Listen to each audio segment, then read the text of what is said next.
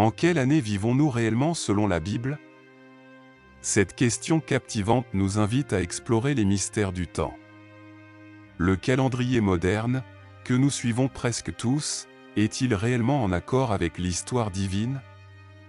Alors que nous nous situons en 2025, selon le calendrier grégorien, le calendrier hébraïque, lui, annonce l'année 5785. Pourquoi une telle divergence? Et surtout, qu'est-ce que cela nous révèle sur notre rôle dans le grand plan de Dieu? Préparez-vous à plonger dans une réflexion qui bouleverse notre compréhension du temps. Le temps, tel que nous le percevons, est bien plus qu'un simple outil pour organiser les jours et les années. La Bible le présente comme un concept imprégné de signification spirituelle. Dès la Genèse jusqu'aux prophéties de l'Apocalypse, Dieu a tracé une chronologie précise pour l'humanité. Pourtant, le calendrier que nous utilisons aujourd'hui reflète-t-il fidèlement ce dessein divin? C'est la question centrale que nous allons examiner ensemble. Revenons maintenant au thème fascinant de cette vidéo, qui ne manquera pas d'édifier votre vie. Avant de plonger dans le cœur de ce sujet captivant, prenez un instant pour vous abonner à la chaîne, activer la cloche de notification et partager cette vidéo avec vos proches. En faisant cela, vous contribuerez à diffuser ce message inspirant et à susciter des réflexions profondes sur notre cheminement spirituel. Le calendrier grégorien, que nous utilisons aujourd'hui, a été instauré en 1582 par le pape Grégoire XIII, remplaçant ainsi le calendrier julien mis en place par Jules César en 45 avenue Jésus-Christ. Bien que ce dernier représentât une avancée majeure pour son époque, il présentait une imprécision dans le calcul de l'année solaire, ce qui provoquait un décalage progressif des dates importantes comme Pâques.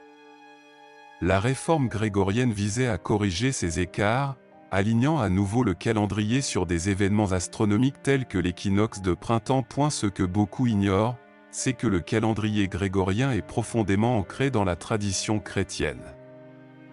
Il décompte les années à partir de la naissance estimée de Jésus-Christ, marquant les événements avec « avant Jésus-Christ » et « après Jésus-Christ ». Cependant, les historiens et spécialistes bibliques estiment que Jésus pourrait être né entre 4 et 6 avenue Jésus-Christ, ce qui suggère que le point de départ de notre calendrier pourrait lui-même être désynchronisé avec la réalité historique. Pendant ce temps, le calendrier hébraïque suit une logique totalement différente. Il ne commence pas avec la naissance du Christ, mais avec la création du monde, telle que décrite dans la Genèse. Selon la tradition juive, nous serions en l'an 5785 depuis la création. Cette différence de plus de 3700 ans entre les deux calendriers ne résulte pas simplement d'un calcul, mais reflète des perspectives distinctes sur le temps et sa relation avec le dessein divin. Le calendrier hébraïque est basé sur des cycles lunaires, avec des ajustements périodiques pour rester aligné sur l'année solaire. Sa structure s'enracine profondément dans les événements bibliques, tels que l'exode d'Égypte et la remise de la Torah sur le mont Sinaï. De plus, il est lié aux généalogies mentionnées dans les chapitres 5 et 11 de la Genèse, qui offrent une chronologie détaillée allant d'Adam à Abraham. Chaque génération, chaque nom inscrit dans ces généalogies, contribue au calcul de l'année actuelle dans le calendrier hébraïque. Par exemple, la Genèse 5 détaille les âges des patriarches, d'Adam à Noé, tandis que la Genèse 11 prolonge cette lignée jusqu'à Abraham. En additionnant ces chiffres, les érudits rabbiniques ont déterminé que le monde a été créé il y a environ 5785 ans. Ce chiffre contraste fortement avec la perspective scientifique moderne, qui estime que la Terre a environ 4,54 milliards d'années. Alors, comment devons-nous concilier ces différences? Certains pensent que le calendrier hébraïque ne cherche pas à fournir un âge littéral de la Terre, mais vise plutôt à mettre en avant une narration spirituelle et la relation de Dieu avec l'humanité.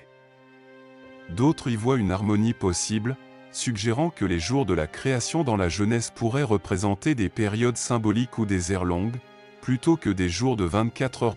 Quelle que soit l'interprétation que nous adoptons, une chose est certaine, Le calendrier hébraïque revêt une signification profonde pour les foi juives et chrétiennes. Ce n'est pas simplement une mesure du temps, mais un outil reliant les événements de l'histoire humaine au plan éternel de Dieu.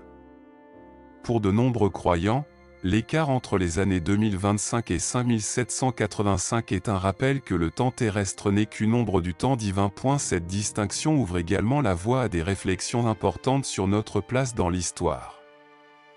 Vivons-nous dans les derniers jours? Comment les événements actuels s'alignent-ils avec les prophéties bibliques? Des passages comme Matthieu 24 et Daniel 9 nous encouragent à rester attentifs aux signes et à être prêts pour le retour du Christ. Le calendrier peut nous fournir une structure, mais la véritable préparation est spirituelle. Cela nous amène à une question cruciale: comment utilisons-nous le temps qui nous est donné? La Bible nous enseigne à vivre avec sagesse et à saisir chaque opportunité pour grandir dans notre foi et servir les autres. Éphésiens 5, 15-16 nous rappelle: « Veillez donc soigneusement à vous conduire avec sagesse, non comme des insensés, mais comme des sages, rachetant le temps, car les jours sont mauvais. » Alors que nous poursuivons cette exploration, il est important de se rappeler que ce qui importe le plus n'est pas en quelle année nous vivons, mais comment nous vivons à la lumière du plan éternel de Dieu. Après tout, tant le calendrier grégorien que le calendrier hébraïque pointent vers une vérité supérieure: notre temps sur terre est limité et précieux. Alors, comment utilisez-vous ce présent divin? Tandis que nous continuons ce voyage de découverte, soulignons que la principale différence entre le calendrier grégorien et le calendrier hébraïque ne réside pas seulement dans les chiffres, mais dans la manière dont chacun interprète le passage du temps. Le calendrier grégorien, largement utilisé dans le monde, a été adopté pour des raisons pratiques, telles que l'alignement des dates civiles et religieuses. Il est devenu un outil essentiel pour le commerce, l'administration et la vie quotidienne. Cependant, sa création était aussi motivée par une question de foi: corriger la date de Pâques, qui s'éloignait de l'équinoxe de printemps en raison des imprécisions du calendrier julien. D'autre part, le calendrier hébraïque est profondément théologique dans son essence. Il ne se contente pas de mesurer les jours et les mois, mais cherche à connecter chaque instant de l'existence humaine au plan divin révélé dans les Écritures. Chaque année, chaque mois et chaque festivité dans le calendrier hébraïque ont une signification spirituelle spécifique, ancrée dans les grands événements bibliques. Cette approche nous invite à voir le temps non pas comme une simple séquence mécanique de moments, mais comme quelque chose de sacré, doté de but et de signification. Par exemple, le calendrier hébraïque ne se limite pas à compter les années depuis la création, il établit également des cycles religieux et agricoles qui reflètent la relation du peuple de Dieu avec la nature et avec le Créateur. Les fêtes bibliques, telles que Pâques, Pessah, la Pentecôte, Shavuot, et les tabernacles, Sukkot, ne sont pas de simples jours fériés. Elles représentent des moments de renouveau spirituel et de communion avec Dieu. Elles marquent des jalons essentiels de l'histoire du salut, depuis la libération d'Égypte jusqu'à la remise de la loi au Sinaï, tout en pointant vers l'accomplissement futur des promesses divines. Un autre aspect fascinant du calendrier hébraïque est sa relation avec le concept des années sabbatiques et des jubilés. Selon Lévitique 25, Dieu a ordonné que tous les 7 ans, la terre se repose, et après 7 cycles de 7 ans, la 50e année soit célébrée comme l'année du jubilé. Ce système reflète la souveraineté de Dieu sur le temps et la création, offrant une période de renouveau, de justice et de restauration pour la société. Ce cycle rappelait constamment que le temps appartient à Dieu et que l'humanité doit vivre en harmonie avec ses principes. Si le calendrier hébraïque est exact en affirmant que nous sommes en l'année 5785 depuis la création, une question intrigante se pose: qu'est-ce que cela signifie en termes prophétiques? De nombreux érudits juifs et chrétiens croient que l'histoire humaine peut être divisée en 6 millénaires, correspondant aux 6 jours de la création dans la Genèse, suivi d'un 7e millénaire de repos symbolisant le règne messianique. Selon cette interprétation, nous vivrions dans les derniers siècles du 6e millénaire, près du grand sabbat prophétique où le Christ reviendra pour établir son royaume de paix et de justice. Cette idée trouve son soutien dans des passages comme l'Apocalypse 20, qui décrit une période de 1000 ans durant laquelle Satan sera emprisonné et le Christ régnera avec ses saints. D'autres textes, comme Osée 6, 1-2, suggèrent également une chronologie prophétique basée sur des jours symboliques. Si chaque jour représente 1000 ans, comme indiqué dans 2 Pierre 3h8, cela signifierait que nous approchons du 3e jour, ou millénaire, depuis la résurrection du Christ, survenue il y a environ 2000 ans. Cette ligne de pensée a conduit de nombreuses personnes à croire que nous vivons des temps prophétiques cruciaux.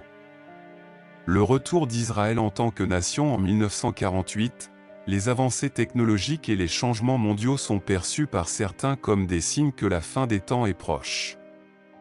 Toutefois, la Bible nous met en garde contre toute spéculation sur des dates exactes. Dans Matthieu 24h36, Jésus nous dit, « À ce jour et à cette heure, personne ne le sait, ni les anges des cieux, ni le Fils, mais le Père seul. » Au lieu de cela, nous sommes appelés à vivre dans la vigilance et la préparation, en profitant de chaque opportunité pour accomplir notre mission et approfondir notre relation avec Dieu. C'est ici que la question du temps prend une signification encore plus profonde. Peu importe si nous sommes en 2025 ou en 5785, ce qui est essentiel, c'est comment nous vivons le temps qui nous a été accordé. Et la Bible nous enseigne à considérer chaque jour comme un cadeau de Dieu, à l'utiliser avec sagesse et à vivre selon un but divin. Dans Psaume 90, 12, Moïse nous fait cette prière, « Enseigne-nous à compter nos jours, afin que nous puissions acquérir un cœur sage. » Cette sagesse consiste à reconnaître que notre temps sur terre est limité et que chaque instant doit être vécu en harmonie avec le dessein divin. Mais comment vivre de cette manière? Voici quelques suggestions pratiques basées sur les principes bibliques. Cherchez Dieu chaque jour. Commencez chaque matin par la prière et la lecture de la parole. Cela renforcera non seulement votre foi, mais vous aidera également à rester concentré sur ce qui a une véritable importance. Comme Jésus nous enseigne dans Matthieu 6h33, cherchez premièrement le royaume de Dieu et sa justice, et toutes ces choses vous seront données en plus. Utilisez bien votre temps. Évitez de le gaspiller dans des choses sans valeur éternelle. Investissez plutôt dans des activités qui fortifient votre vie spirituelle et qui bénéficient aux autres.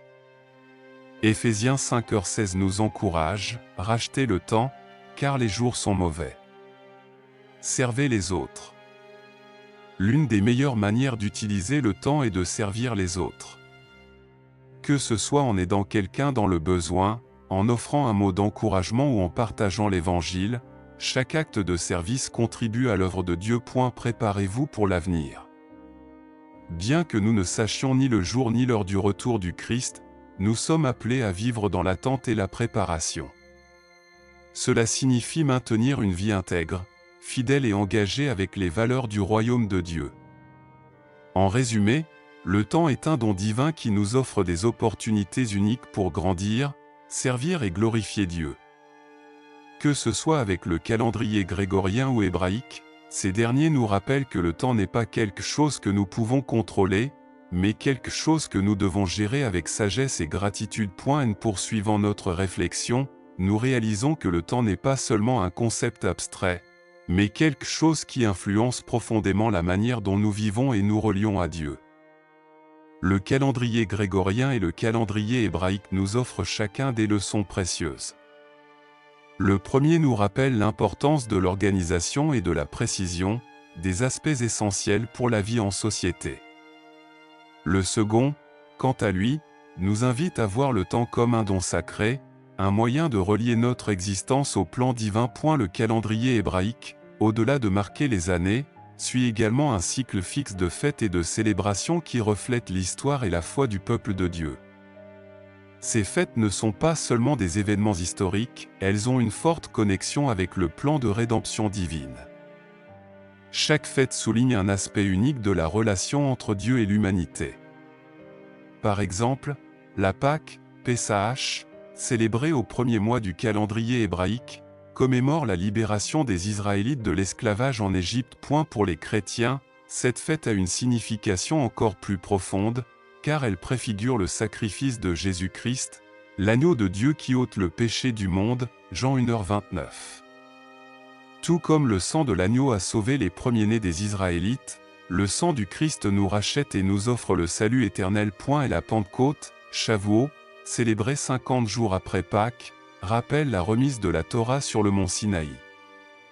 Dans le Nouveau Testament, elle marque également le déversement du Saint-Esprit sur les disciples, Acte 2, inaugurant ainsi l'ère de l'Église.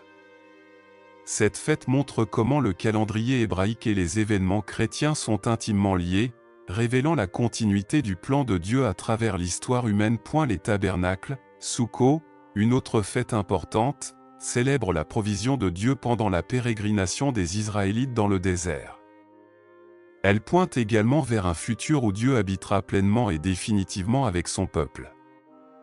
Dans l'Apocalypse 21h3, il est écrit « Voici, le tabernacle de Dieu est avec les hommes, il habitera avec eux, et ils seront son peuple, et Dieu lui-même sera avec eux. » Ces fêtes nous enseignent l'importance de se souvenir de ce que Dieu a accompli dans le passé, de vivre dans la gratitude dans le présent, et d'attendre avec espoir l'accomplissement de ses promesses dans le futur. Elles nous challengent aussi à aligner notre vie sur le rythme divin, non seulement en suivant un calendrier, mais en recherchant constamment la présence de Dieu. Une autre caractéristique intéressante du calendrier hébraïque est le comptage du temps par cycle de 7. Cela ne se limite pas seulement aux jours de la semaine, culminant le sabbat, mais inclut également les années sabbatiques et l'année du jubilé. Ce système reflète la perfection et la complétude de Dieu, qui a créé le monde en 6 jours et s'est reposé le 7e. Il nous enseigne que le repos et le renouveau sont des aspects essentiels de la vie spirituelle. Cependant, à mesure que le temps avance, beaucoup se demandent si nous nous approchons d'un moment crucial dans l'histoire humaine. Comme mentionné précédemment, certains érudits croient que nous vivons dans les dernières années du 6e millénaire, ce qui signifierait que nous sommes proches du 7e millénaire, la période de repos prophétique. Cette croyance est fondée sur l'idée que l'histoire humaine se déroule en 7 millénaires, à l'instar de la création qui a eu lieu en 7 jours. Et si cette interprétation est correcte, cela nous place dans une période d'une grande importance spirituelle. Le 7e millénaire serait marqué par le règne du Christ, tel qu'il est décrit dans l'Apocalypse 20. Ce règne apporterait la paix, la justice et la restauration au monde, accomplissant ainsi les promesses de Dieu faites tout au long des Écritures. Mais comment devons-nous vivre à la lumière de cette possibilité? La réponse biblique est claire, nous devons toujours être préparés. Dans Matthieu 25, Jésus raconte la parabole des 10 vierges, nous enseignant l'importance d'être prêt pour l'arrivée de l'époux, qui symbolise le retour du Christ. 5 vierges étaient sages et avaient suffisamment d'huile pour leurs lampes, tandis que les 5 autres étaient imprudentes et ont été exclues de la fête. Cette parabole nous rappelle que la vigilance spirituelle est essentielle, car nous ne savons pas le jour ni l'heure où le Seigneur viendra. De plus, l'apôtre Paul nous exhorte dans 1 Thessaloniciens 5, 1-2, concernant les temps et les saisons, « Frères, vous ne devez pas être dans l'ignorance, comme les autres qui n'ont pas une connaissance de Dieu. » Il poursuit, « Vous savez très bien que le jour du Seigneur viendra comme un voleur dans la nuit. » Au lieu de nous inquiéter excessivement des dates, nous devons nous concentrer sur une vie qui glorifie Dieu, cherchant toujours à faire sa volonté. Un autre point important est la relation entre le temps et l'éternité. Bien que le calendrier nous aide à organiser notre vie terrestre, la Bible nous enseigne à avoir une perspective éternelle. Dans Ecclésiaste 3h11, nous lisons « Il a fait toutes choses belles en son temps. Il a mis dans leur cœur la pensée de l'éternité, sans que l'homme puisse saisir l'œuvre que Dieu fait depuis le commencement jusqu'à la fin. » Cela signifie que, bien que nous vivions dans le temps, nous avons été créés pour l'éternité. Notre vie ici est temporaire, mais notre destin final est d'être avec Dieu pour toujours. Cette compréhension doit influencer nos priorités et nos décisions.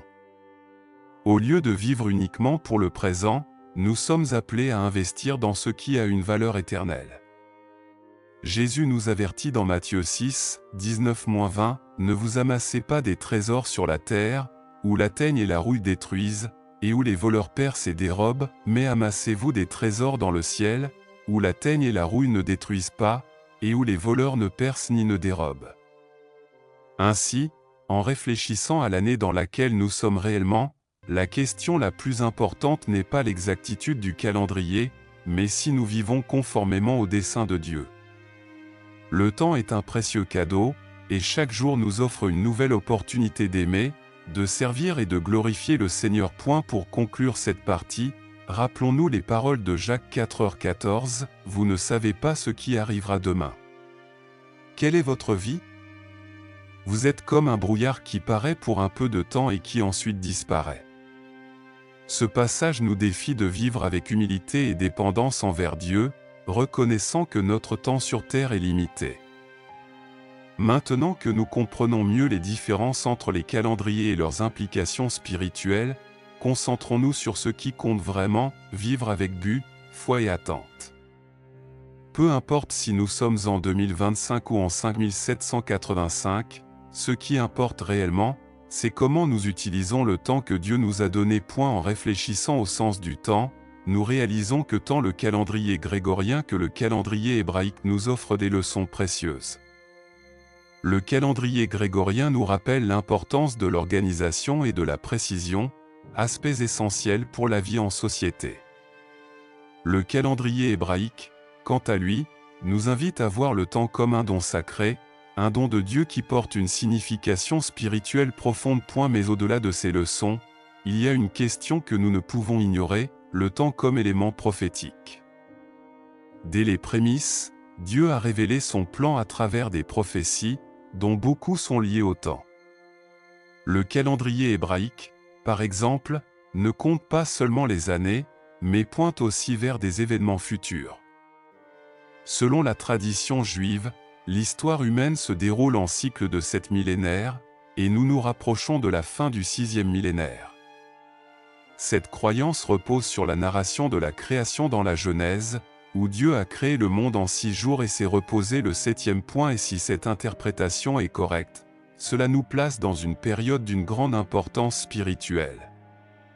Le 7e millénaire serait marqué par le règne du Christ, comme décrit dans l'Apocalypse 20. Ce règne apporterait la paix, la justice et la restauration au monde, accomplissant ainsi les promesses de Dieu faites tout au long des Écritures. Cependant, le calendrier hébraïque n'est pas le seul à contenir des éléments prophétiques. Le calendrier grégorien lui-même, bien qu'il ait été créé à des fins civiles et religieuses, nous offre également une perspective sur l'histoire et le futur. En comptant les années à partir de la naissance du Christ, il nous rappelle constamment l'événement le plus important de l'histoire humaine, l'incarnation du Fils de Dieu. Chaque année, chaque mois et chaque jour nous rapproche de l'accomplissement final des promesses divines, lorsque le Christ reviendra pour établir son royaume éternel. Mais qu'est-ce que tout cela signifie pour nous aujourd'hui? Cela signifie que nous devons vivre avec but et attente. La Bible nous appelle à bien utiliser le temps, car il est limité. Dans Éphésiens 5h16, Paul nous exhorte « Rachetez le temps, car les jours sont mauvais ». Cela implique de vivre avec sagesse, en discernant la volonté de Dieu et en cherchant à faire le bien autour de nous. Le temps nous enseigne aussi la patience et la confiance en Dieu. Souvent, nous voulons que les choses se passent selon notre propre calendrier, mais Dieu opère selon son temps parfait. Dans Ecclésiaste 3h1, nous lisons « Il y a un temps pour tout, un moment pour chaque chose sous les cieux ». Cela nous rappelle que, bien que nous ne puissions pas contrôler le temps, nous pouvons faire confiance à Dieu, qui est aux commandes, et que tout se passera au moment voulu. Un autre aspect important du temps est son rôle dans la formation du caractère. Au cours de notre vie, nous affrontons des défis, des épreuves et des moments de joie. Chacun de ces moments contribue à façonner qui nous sommes. Dans Romains 5, 3-4, Paul nous enseigne, bien plus, nous nous glorifions même des afflictions, sachant que l'affliction produit la persévérance la vertu, et la vertu l'espérance. Le temps n'est donc pas seulement une mesure de la durée, mais un instrument que Dieu utilise pour nous transformer et nous préparer pour l'éternité. Point de plus, le temps nous offre des opportunités de servir. Chaque jour est une chance d'aimer, d'aider et d'impacter la vie des autres. Dans Galates 6, 9-10, Paul nous encourage, « Et ne nous lassons pas de faire le bien, car nous moissonnerons au temps convenable, si nous ne nous relâchons pas. » Cela nous rappelle que, bien que le temps soit limité, il peut être utilisé pour laisser un héritage durable. Un autre point à considérer est la question de la vigilance spirituelle. Comme nous l'avons déjà mentionné, Jésus nous exhorte à être toujours prêts pour son retour. Dans Matthieu 24h42, il dit « Veillez donc, puisque vous ne savez pas quel jour votre Seigneur viendra. » Cette vigilance n'implique pas de vivre dans la peur, mais plutôt avec une attente joyeuse, sachant qu'un jour, nous serons face à face avec notre Créateur. Mais qu'est-ce que cela signifie concrètement de vivre avec vigilance ?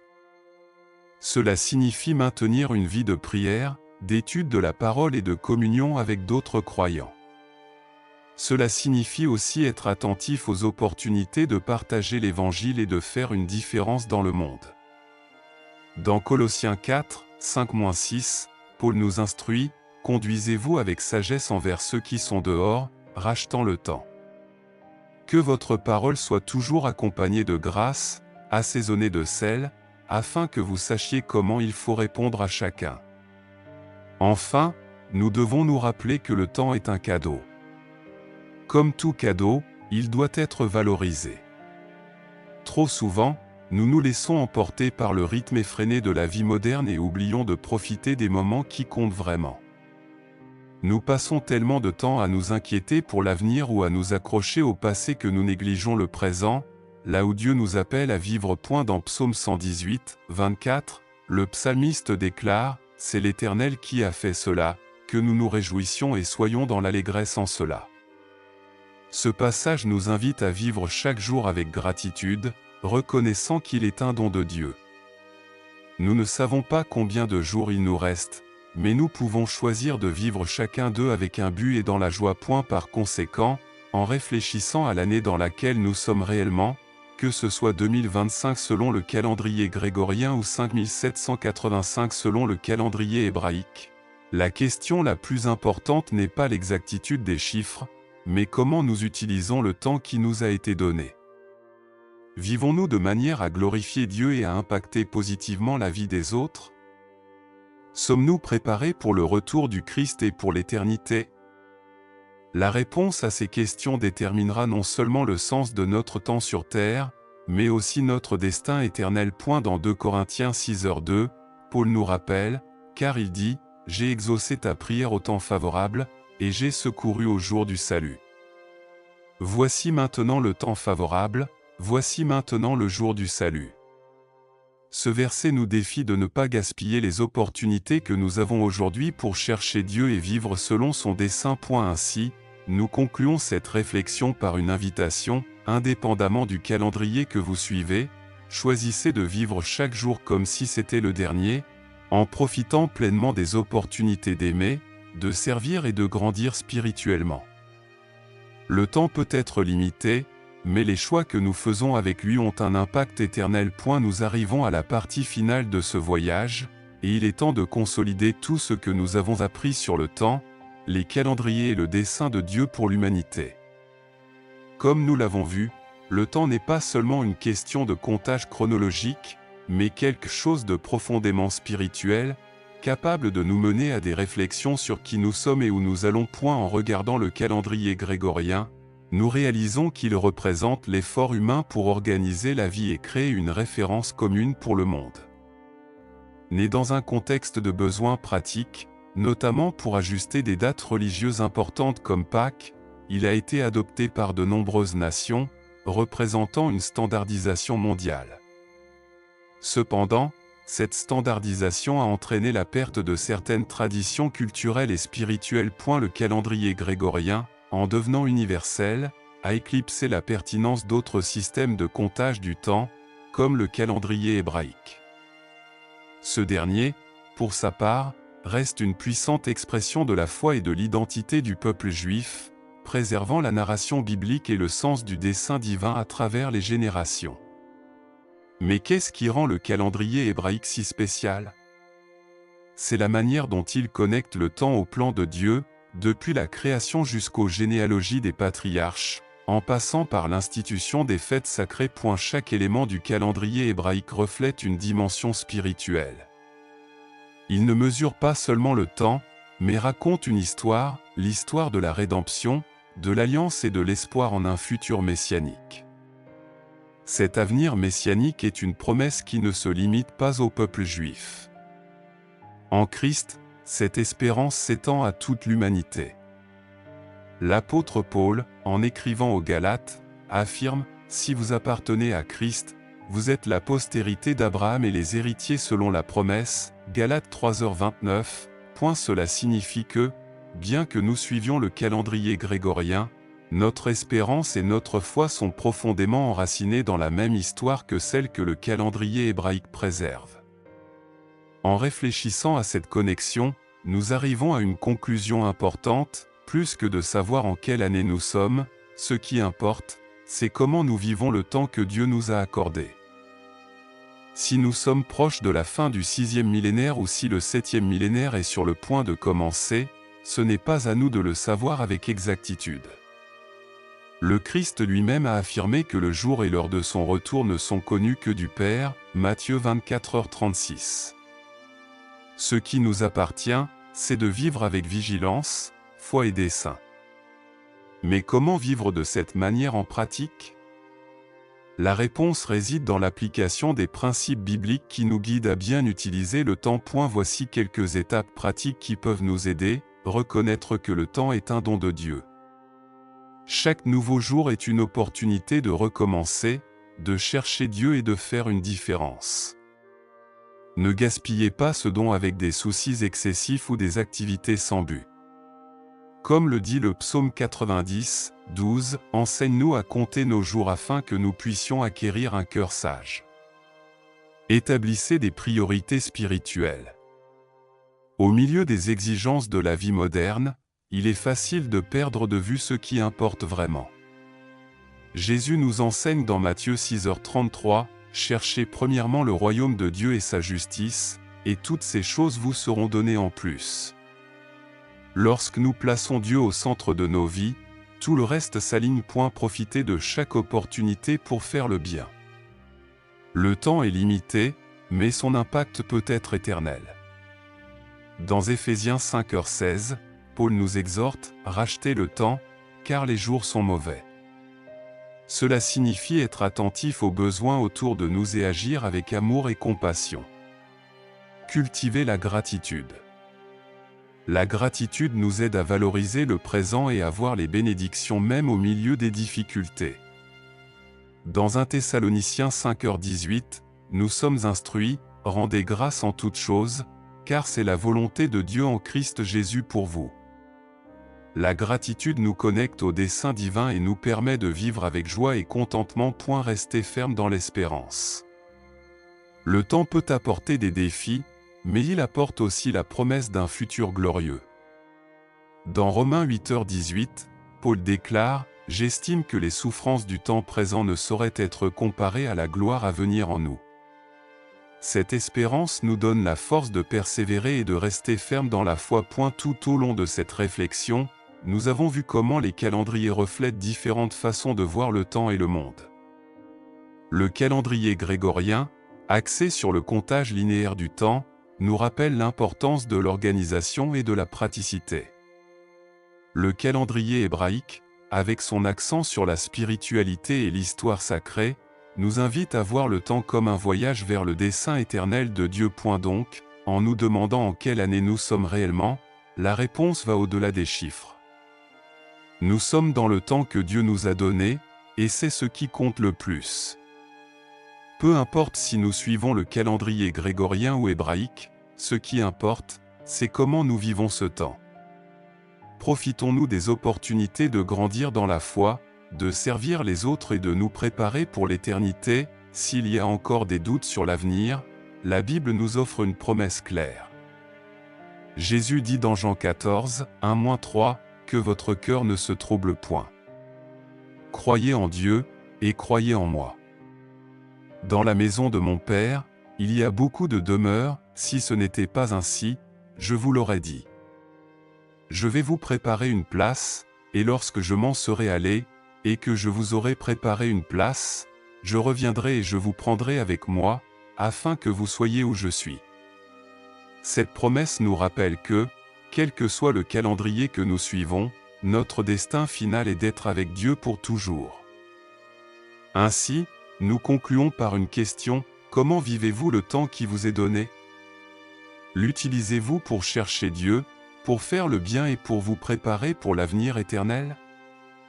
Si vous n'avez pas encore fait ce choix, aujourd'hui est le jour parfait pour commencer. Comme le dit 2 Corinthiens 6h2, maintenant, c'est le temps favorable, maintenant c'est le jour du salut. Merci de nous avoir accompagnés jusqu'ici.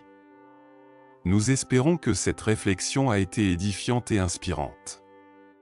Si vous avez aimé ce contenu, n'oubliez pas d'aimer la vidéo, de vous abonner à la chaîne et de la partager avec vos amis et votre famille. Continuons ensemble à explorer les vérités bibliques et à vivre avec des saints, espérance et foi. Que Dieu bénisse grandement votre vie, et à la prochaine vidéo.